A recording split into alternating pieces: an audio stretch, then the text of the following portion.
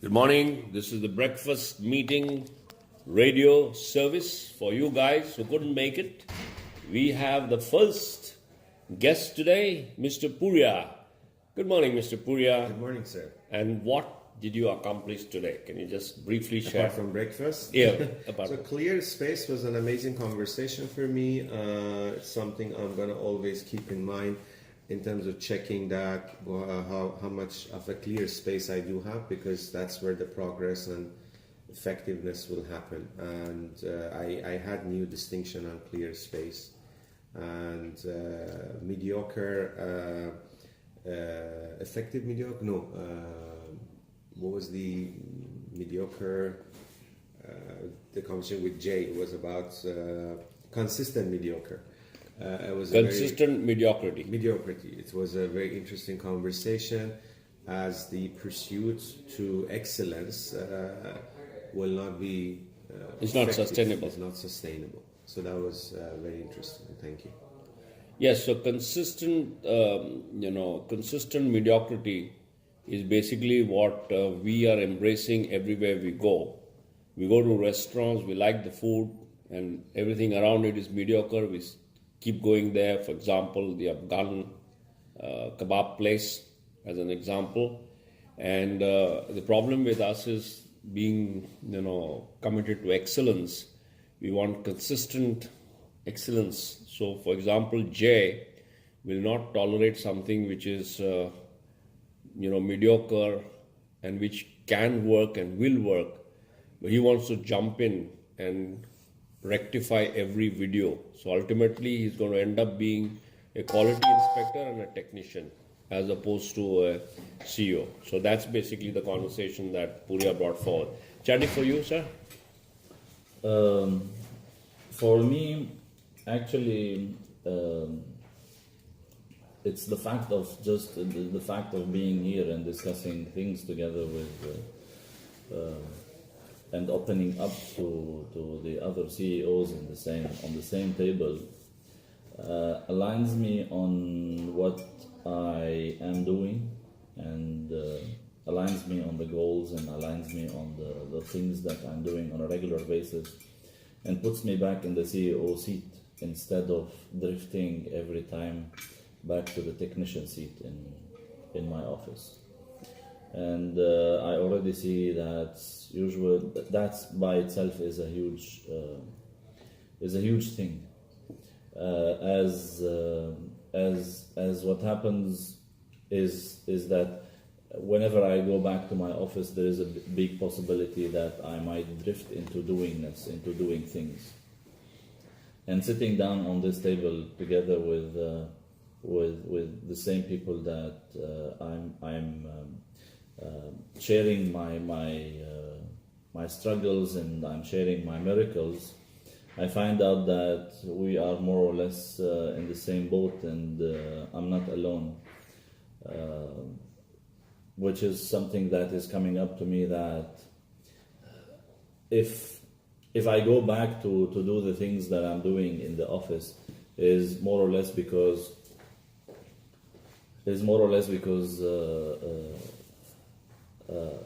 I'm trying to make sure that I'm not falling into the old patterns in me, and elevating my consciousness into becoming more of an entrepreneur. Yeah, so the distinction that you brought forward is a very powerful one, and that's called dwelling in the conversation. So the house that you live in, you're dwelling in that house, and that house offers a lot of possibilities, which, for example, your house in Lebanon cannot offer. The house in Lebanon offers other possibilities for you when you're dwelling there, which your house in Dubai cannot offer. So the conversations that you dwell in, opens up things for you. And when you step out of that conversation, like our friend Puria, he steps out of the conversation and then he says, oh my God, there's so much I missed. Of course you missed, because you're not dwelling in the conversation. The conversation is here for you, And we have created these opportunities, whether it's the mastermind or the breakfast, is to continue dwelling in the conversation, keeping in mind that there is a very powerful gravity force working on you, and that gravity force is called doingness. Because you know and I know that all results are going to come from doingness. But there's a distinction that you hired people to do stuff for you so that you can be more and more resident of your beingness. Because everything is going to flow from the beingness. That's where you're working on the business. You're bringing effectiveness, strategy, new directions. And engaging in this conversation, dwelling in this conversation, keeps that possibility alive.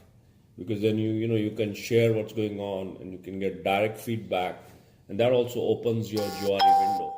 Through your sharing, you're disclosing yourself, and through through the feedback and what other people are seeing, your blind spots are opening up.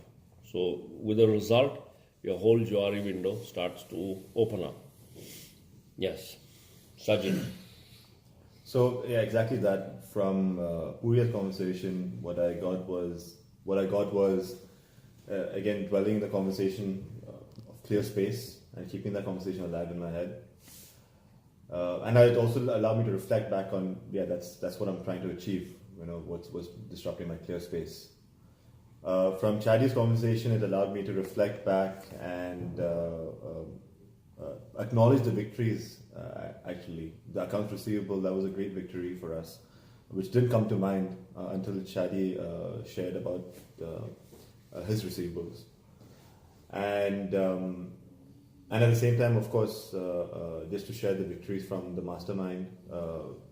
Again, the second time, I shared something and the feedback that I got, and I put that into practice, and it worked exactly the way it was meant to work. So, which is what? That I got the 50% that I had committed, that I said that I'm going to negotiate for that. And using the stuff that I learned, which was, negotiate the process, don't get into an adversarial position. All that, keeping all that in mind, and then drafting that email to them, and it worked brilliantly for me. So congratulations, Sarjan, for your own transformation. You're now engaging with the technology, and working, allowing the distinctions to start using you instead of doing your own stuff. And we can see that huge shift in the way you are sharing and the results that you started to produce. That is part one. Part two is that the work that we're doing is very similar to how a sea operates. One wave at a time comes to clean up the whole shore. So it's very difficult to acknowledge a particular wave. For a little bit it cleaned up here, a little bit it cleaned up there. So when you come into this conversation and you hear people sharing, you say, hey, hang on a second, even I had that muck, and that one or two waves has cleaned it up, and then you acknowledge it. So that whole discovery in this whole process is how the technology is going to work. It's going to work in a very gradual way. This is all about farming. This is about the sea coming to clean up the shore. And the only way in which it happens, suppose you contain the sea and you don't allow it to dwell in that conversation of interacting with your soiled shore, your shore will never get cleaned up. Do you get that? Yeah. And Chadi, for you, huge transformation in your way of being, how you're sharing, how you're opening up. And we are seeing, so much of value that you're creating in your family, with your people. And earlier you were locked in just being this nice guy. And because you're a nice guy, everything was working. When in the presence of nice guys, people go out and make things happen. But now a nice guy is able to provide feedback, be straight, contribute, make a difference, look at the current state and the after state, and allow that journey to happen. That all of that is happening from this distinction sharing that you've taken on, and you're doing such a beautiful job. And that's why I've invited you again to come in base camp. And the more you come and the more you practice sharing, of course people are going to benefit from it, but the biggest beneficiary is you. Yeah, Sejal, for you? But he's still a very nice guy. I haven't- so it's not a giving up. Sorry. Yeah. Yeah, I think I was feeling so unwell in my in the night. In the morning, I had decided to sleep, and then I got up at 6:30, and I think, no, I cannot miss this one. And it's always produced amazing value. The morning begins with some thoughts that get the whole day going very quickly. I attended this. I will manage to get 2 very important references from Puria. It was nice to be able to. Rajesh shared about the experience of repeatability and working within mediocrity. You'll never find a perfect employee, and neither are you perfect. So you need to have perfection in this imperfect world. So that was something that he said so many years back, and now he says, working within mediocrity, which is something similar to what he already said. But working with those imperfections, that whole sentence stayed in my mind so well all these years, that when I work with my team, I'm not expecting any perfections there, and I'm not expecting any, oh my God, wow, what a performance, because I myself am not that. So how can I expect them to really, outdo themselves? And how can I produce these results out of that mediocrity whom I only hired? So it's by saying that I'm also mediocre, and everything happens in this mediocre world. And we are going to be producing great harmony together because all of us are mediocre. So that's what is amazing, and that's what produces acknowledgement and appreciation. Another thing that you said also about now you're able to align and share things with your wife because you discovered that you started sharing differently. I've gone through this with Rajesh. I think there are lots of things that I don't need to hide at all anything from Rajesh. So I can say that that's the space he provides.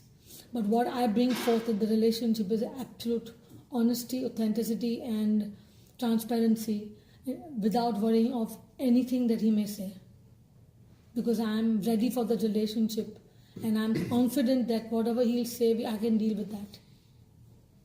Probably a husband also needs to bring that forth in a relationship where that transparency, authenticity, and sharing, which is the truth, comes without fear.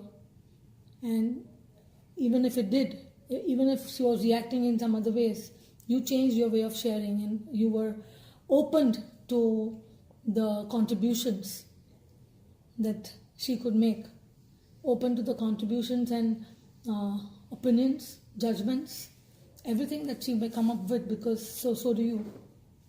It's only that surrender in the relationship and the confidence that makes you not have to hide. Because I feel that when you hide, you're actually lying. And then that makes the entire relationship so not good at that moment. Because you lose each other.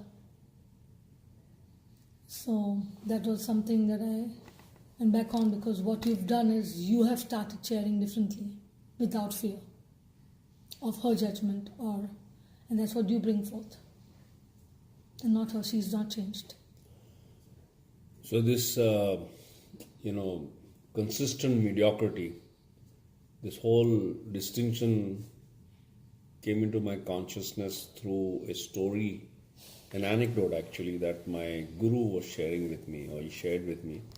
So we were traveling from Bombay going to Nasik, and so he asked me to stop the car at one place and said, let's get down. And then we looked down there, and there was an old road with a broken bridge. And he said, look at that. So he says, when I was traveling with my guru, and we were traveling from here to Delhi in his Mercedes, his guru used to like that. So he stopped the car there, and we both of us got down, and he said, look at that broken bridge and look at that whole thing. Our musical sittings We are called mehfil. Mehfil is like the gathering where you sit and you play and you have the concert. It's like a concert. A concert is always like that. It is always incomplete. It's incomplete in the beginning, incomplete in the middle, incomplete in the end. If you're pursuing perfection, you're leaving the whole magic of the concert. So what are we doing? We want everything to be perfect. Now this is a distinction at the beingness level. This is not a distinction that, okay, you start doing shoddy work, and Chaddy goes and says, okay, now I've installed speakers, but I'm leaving the wires loose because I'm supposed to leave it like broken, like that thing. That's not what we're talking about here. Yeah? So Jay. Yeah, that was the biggest thing to embrace. To accept flawless mediocrity from my team instead of flawless perfection, because that's never going to happen. And the looking at McDonald's is what shifted things for me, is that McDonald's is not looking at flawless perfection, they're looking at flawless mediocrity, and that's why they're able to produce the same consistent result around the world, 100,000 in 100,000 places, restaurants that they have, 180,000. And I think that really opened up this bottleneck that I have for me. So that's what I'm going to do when I go back today, is work on that. Yeah, and as long as you're consuming yourself to pursue excellence, you will always remain a technician, a very high caliber technician. And a high caliber technician or a low caliber technician has only 8 hours in a day. So you become an hourly employee as opposed to a huge value creator. A huge value creator is somebody who learns how to produce results through other people. And the first distinction to embrace is mediocrity. What you're bringing into existence is flawless mediocrity. They're already existing in mediocrity, those guys. So flawless mediocrity starts with you establishing standards. First is a recipe, which is codifying something, making it simple and repeatable. And then, basically getting these guys to flawlessly execute that simplified recipe. Yes, thank you. And as long as so you're going for repeatable. So it's repeatable, flawless mediocrity. That's the mantra. Repeatable, flawless mediocrity through other people. Repeatable, flawless mediocrity through other people. Repeatable, flawless mediocrity through other people. All right, end of broadcast, everybody. Have a good time. I have an example. Two video companies